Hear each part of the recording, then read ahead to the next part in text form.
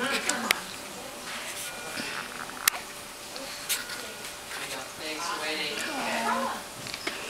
you guys redoing the house?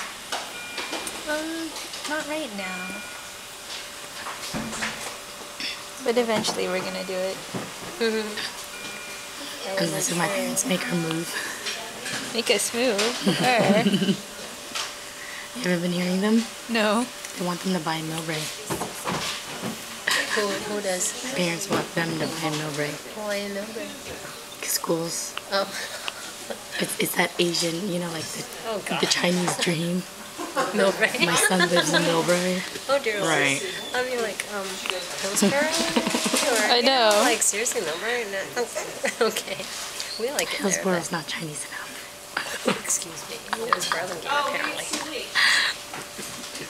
That's so funny. It's funny though, because one of my friends from college